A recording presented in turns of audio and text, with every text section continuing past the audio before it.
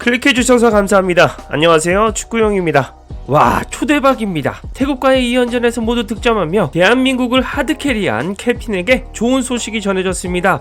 손흥민이 전세계 스트라이커 순위 탑10에 드는 영광의 자리에 들었다고 하는데요. 야, 손흥민은 윙어로 계속 뛰었던 선수였는데 정말 대반전이죠. 매번 새 역사를 쓰면서 우리를 놀라게 만드는 국민 영웅입니다. 그리고 이런 손흥민을 지원하기 위해 레비 회장의 파격 정책이 눈길을 끕니다. 레비 회장은 토트넘 영입 스카우터 5명을 해고한다고 선언했습니다. 이 정책은 NG 감독이 손흥민을 지원하게 하는 장기 프로젝트입니다. 따라서 이번 영상에서는 손흥민이 전세계 스트라이커 탑10에 든 이유를 전해드리고요. 그리고 토트넘의 개혁으로 손흥민이 앞으로 득점왕이 될 가능성이 높아진 이유까지 모두 전하겠습니다. 바로 만나러 가시죠. 얼른 다가와 구독해주세요. 여러분, 전 세계에서 스트라이커로 뛰면서 많은 골을 넣고 있는 선수들은 몇 명이나 될까요? 리그도 너무 다양하고 선수도 너무 많아서 셀 수가 없을 텐데요. 그리고 유럽 5대 리그를 한정해서 이야기해도 탑10에 들기는 정말 하늘의 별 따기일 겁니다. 그런데 그 일이 손흥민에게 벌어졌습니다. 영국 기브미 스포츠가 전세계 골잡이들 10명의 명단을 공개했습니다. 그들은 탑10을 선정한 이유를 이렇게 말했습니다. 축구에서 가장 어렵고 가장 중요한 것이 골을 넣는 것이다. 스트라이커는 축구를 가장 가치 있게 만든다. 가장 강력한 팀이 가장 많은 골을 넣는 것은 우연이 아니다. 규칙적으로 골을 넣을 수 있는 방법을 알고 있는 9번은 쉽게 찾을 수가 없다. 선정 기준으로는 경기당 득점, 도움, 팀에서의 영향력, 개인 경쟁력 등이다. 통계를 기초로 10명의 스트라이커를 선정했다고 설명했죠. 그리고 각종 통계와 영향력을 거쳐 손흥민은 이 안에 뽑혔습니다. 게다가 손흥민의 주 포지션이 센터포워드가 아닌데도 이 명단에서 당당히 10위를 차지했는데요. 손흥민의 주 포지션은 원래 좌측 윙어입니다. 다만 이번 시즌은 해리 케인이 팀을 떠나면서 주포의 공백이 생겼죠. 시즌 초반 히샬리송은 케인의 공백을 메운다는 심리적인 압박감에 몸이 무거웠습니다. 결국 히샬리송이 침묵하자 NG 감독은 곧장 손흥민을 원톱으로 기용했습니다. 그리고 이 전술은 초초초 대박을 쳤습니다. 결과적으로 손흥민의 원톱은 폭발했다는 표현이 맞습니다. 이번 시즌 스트라이커 첫 선발 경기였던 번리전에서 바로 헤드트릭을 넣었기 때문이죠. 때문에 일명 손톱이라는 별명이 붙었고 EPL 최대 반전의 공격수가 되었습니다. 게다가 이번 세계 스트라이커 베스트 순위에서 EPL은 단 2명만 뽑혔다는 점이 대박입니다. 그런데 손흥민은 그중 한 명으로 뽑혔고 다른 한 명은 예상을 하셨다시피 맨시티의 홀란드입니다. 즉 손흥민이 EPL 스트라이커 순위 2위로 뽑혔다는 뜻입니다.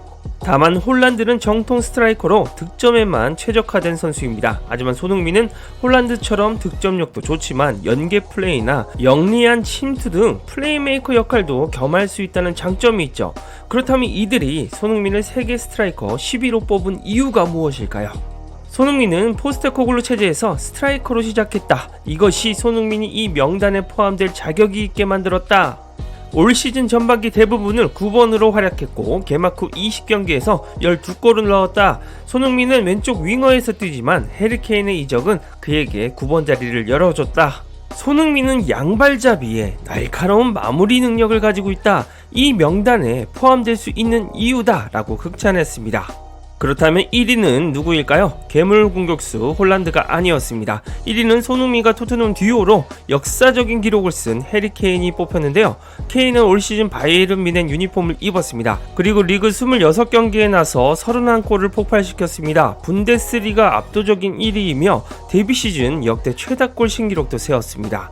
이들은 케인은 현대 축구의 답이다. 케인은 마법을 부리고 있다. 토트넘 역대 최다 득점자로 등극한 후 바이에른 뮌헨으로 갔고 그곳에서도 성공적인 활약을 하고 있다고 1위에 선정한 이유를 설명했습니다. 이런 상황에서 손흥민은 현재 EPL 14골로 득점 1위인 홀란드의 18골을 쫓아가고 있습니다. 이번 시즌 홀란드를 넘어서 득점왕이 될지는 미지수인데요. 하지만 토트넘 레비 회장과 NG 포스테코글루의 개혁이 앞으로 손흥민의 득점왕 가능성을 높이고 있습니다. 일단 레비 회장이 토트넘에 장기 근속한 영입 스카우터 5명을 한 번에 해고한다고 합니다. 토트넘은 축구 부문 스태프 구조조정의 일환으로 구단에서 오래 일한 스카우트 5명을 내보낼 것이라고 명분을 내세웠습니다. 베테랑 스카우트 이안 브룸필드, 스페인과 포르투갈 지역을 담당했던 아우구스트 베니토, 잉글랜드 북부 지역을 맡았던 콜린 잭슨과 더불어 알렉산드로 스브리조, 데이버 버틀러가 퇴직한다고 합니다.